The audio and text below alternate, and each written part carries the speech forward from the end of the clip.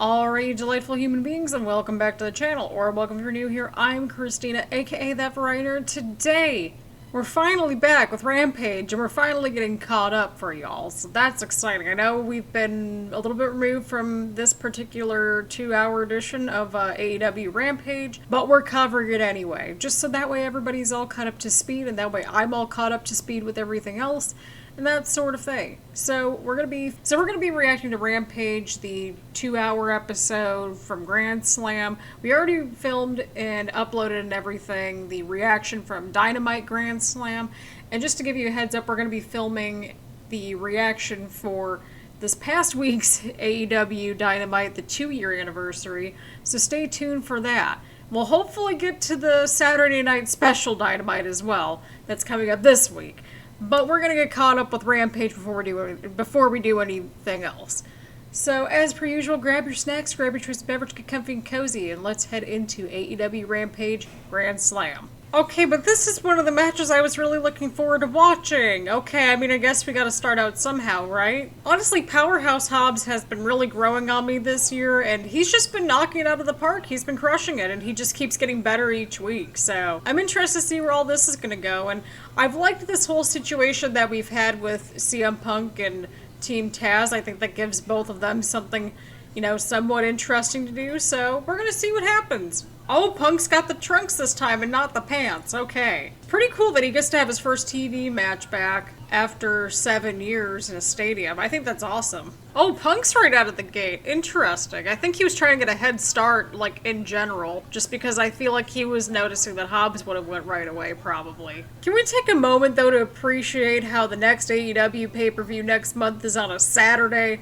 I appreciate that. I like to have some sleep. I love how Hook's kind of just become like the running joke or whatever on social media. Oh, nice move from Hobbs right there. Hobbs has a lot of potential. I think, like, you know, give him a few years, he'll just be crushing it. Like, he has the potential to, you know, be a world champion. He has that just drive to continue to get better, and it shows. I can't pinpoint why I really like Team Taz, but I really like Team Taz. I think it's just because they just have like a solid team that just has like a lot of potential there. Not at all, this dude's going. He's just going. Oh man, he might be going for that elbow. He always had a nice elbow drop. Really, Excalibur, I feel like Punk should know by now that it's gonna take more than the elbow drop to put away Powerhouse Hobbs. I mean, it's got him in the name, Powerhouse. It's gonna take a lot to get him down. Wow, okay, Punk's got him up. Oh, but Hobbs countered the GTS. Oh, that was a nice counter right there from Hobbs.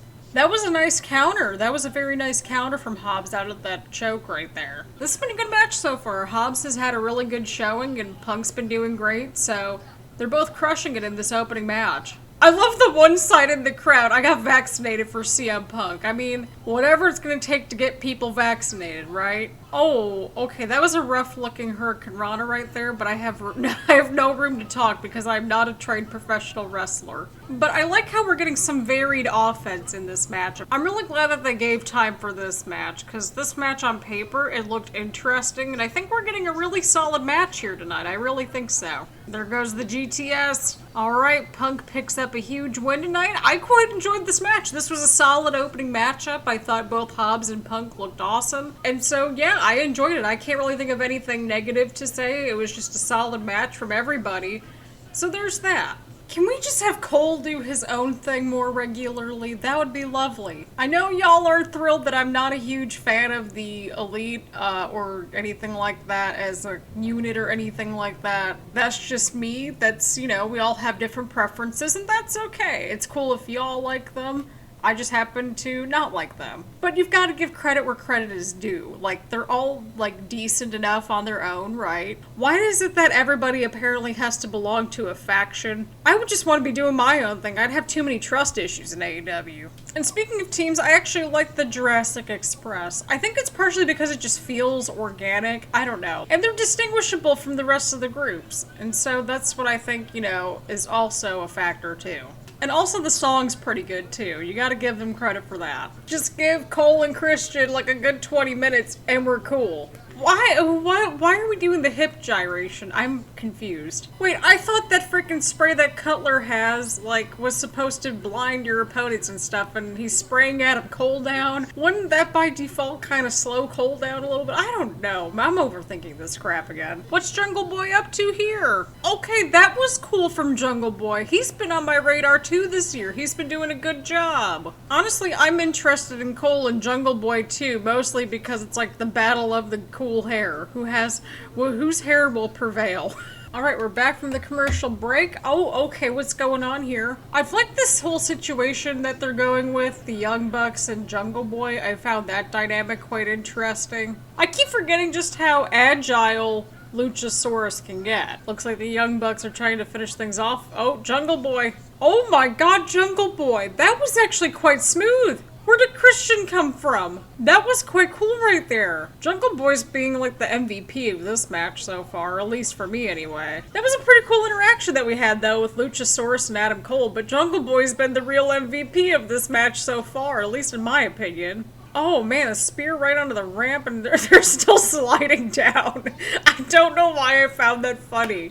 Okay, so we're down to Cole and Luchasaurus. Are they the legal people in this match? Because I've lost track. Well played, Luchasaurus. Well played. I thought they were, like, out on the stage. Okay, just randomly run back in there. Not like you just got freaking taken down at the top of the ramp or anything. I mean, I guess the distance isn't that long, so I mean, we'll give them a pass there. But overall, I thought this was a good match. You know, it had a couple of hiccups and it kind of just started falling apart towards the end. But, I mean, Jungle Boy and Cole were probably the standouts for me in this matchup. Not to say that everybody else wasn't, you know, putting in their fair share. I thought everybody had a moment to shine, and I quite liked that. I thought this was a good match. I like the Scorpio Sky and Ethan Page team, and I don't know why. I think it's because, again, I like both of them on their own, so it's nice to see them together.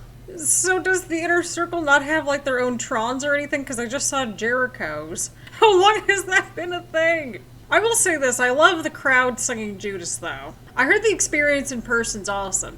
I need more of this Taz and Ricky Starks commentary duo. Oh yes, the second out of 3 matches that we've had where somebody gets flicked off. So original.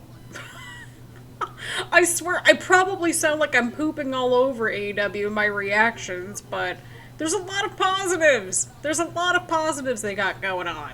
Wait, why are we supposed to cheer for the good guys if they're doing underhanded things right now, like Jericho choking out Ethan Page?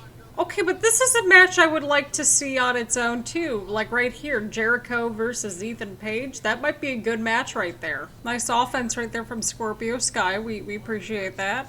Ethan Page is back in against Jake Hager. I don't know about y'all, but I think the crowd kind of died during this match. I don't know, maybe I'm just overthinking this. It seems like a lot of the energy went away after they sang Judas. I understand, singing does take a lot of energy out. Oh, and this is where the DVR cut off, apparently, for people. Wait, so did this go to a commercial break during that part? Okay, I guess it went to hour number 2 for the DVR people, like yours truly here, so I guess we're gonna have to switch over episodes on the DVR soon. Alright, Man of the Year won the match. Okay, a bit of an abrupt ending, but maybe because they realized the DVR people were gonna, you know, have to switch over, right? To me, this one felt longer than the first 2 put together, but maybe that's just me. But I thought it was okay, and I liked seeing Men of the Year get a win. So, let's go onward to part 2. I'm so over Hardy Front Office, or Hardy Family Office. See, I can't even get it right. Hardy Family Office. I keep thinking Front Office, but here we are. Like, how many teams and how many people are involved in this group? And frickin' American Top Team. I love the baseball jerseys. Love it. What is up with this camera angle now? Point the camera at your tag teams as they're coming out on the entrance. Okay, I mean, they got there in time for the pyro, so that's nice. Okay, I guess we're starting out with everybody fighting each other. So has the match started yet? I'm really confused as to what's going on here. I don't think the match has started yet. I would have saved to all 4 of them going to the outside, like maybe towards the end or something. I'm just getting confused in this match. Who are the legal people in this match? Has the match started yet? Okay, well, I guess the match started. I'm so confused as to what's going on in this match. Okay, so now we have the Butcher and the Blade, and we've got Rey Fenix. So that means that Santana and Ortiz and Private Party are outside the ring. Am I following this right? Did we ever get the ring bell or anything like that? Because I don't think I heard it. Does Matt Hardy have a cosmetology license? I don't think he does. Why is he running around with scissors? Okay, so we have Orange Cassidy coming out to cause a distraction for Matt Hardy because they're feuding still. But I was lost this entire match. I had no idea what the crap was going on. Who was legal, who was not legal. I didn't even notice that the bell rang. Holy crap, that was a little bit of time in between matches. So we've got Anna Jay versus Penelope Ford here. I will say this, at least we're getting multiple women's division feuds in some capacity. We have this feud right here. We have the Thunder Rosa, Nyla Rose, and Jade Cargill. And then usually Britt Baker is kind of feuding with somebody. Did they change the lighting slightly for the women's match? Because it looks purple. Or maybe that's, you know, the Dark Order color. I don't know. Okay, well, we had the Knuckles. Alright, well, the match was a thing. It happened.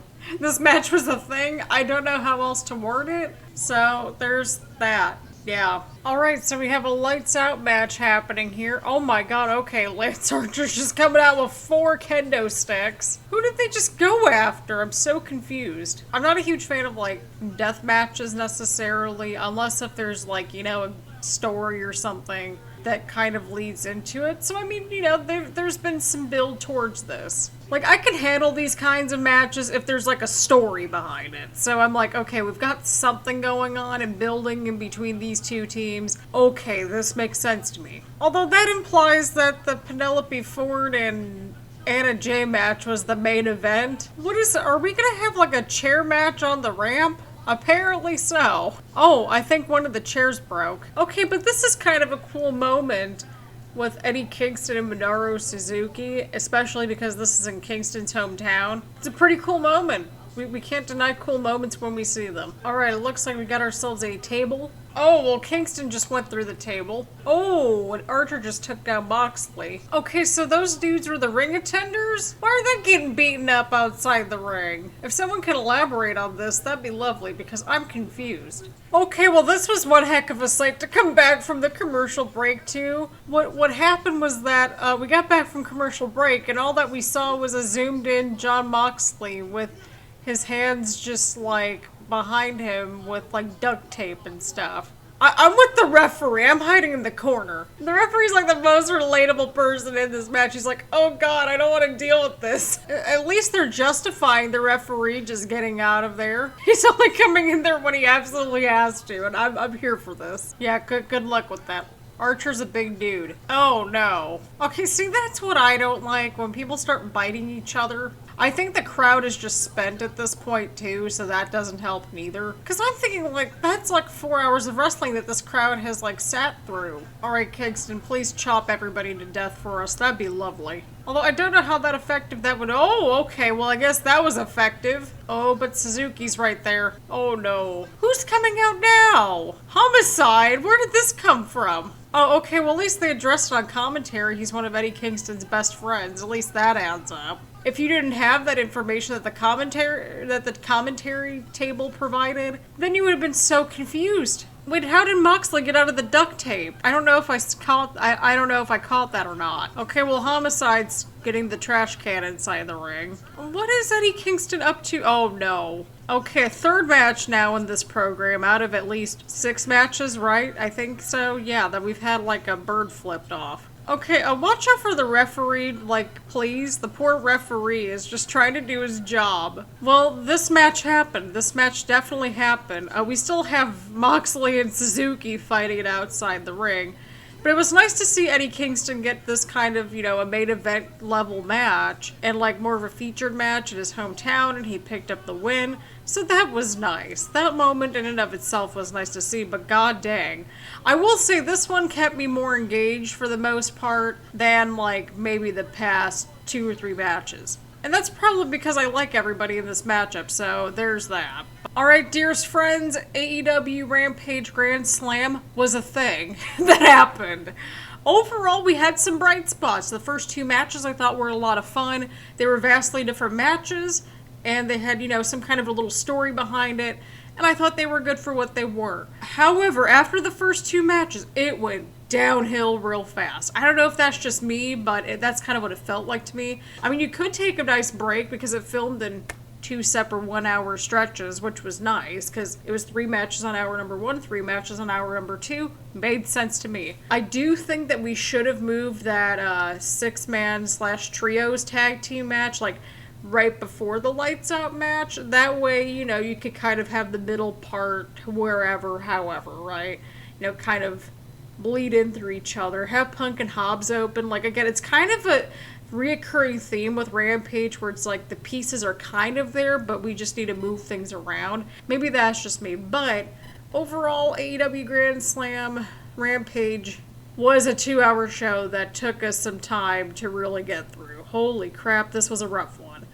But it wasn't nearly as rough as I thought it was going to be, but again, the first 2 matches and the lights out match, those were worth the cost of admission, so maybe like one of the 2 hours was probably worth it. So, let me know what you all thought about AEW Rampage Grand Slam and your thoughts there. We'll be continuing getting caught up with AEW Rampage. So, thank you so much for tuning in. Make sure to leave a like, leave a comment, hit the subscribe button, hit the bell button so that way you get notifications, so that way you know when we upload around here. And make sure to check out the links down in the description so that way you can take a look at the podcast and hopefully listen to it. It's available on all the platforms that you would typically find your podcasts on, including Apple Podcasts and Spotify, along with my social media links so that way you can come and yell at me on the Twitter bot, on the Twitter machine. I refer to them as both. So, on that note, thank you all so much for tuning in, and I will see you all around later. Bye, everyone.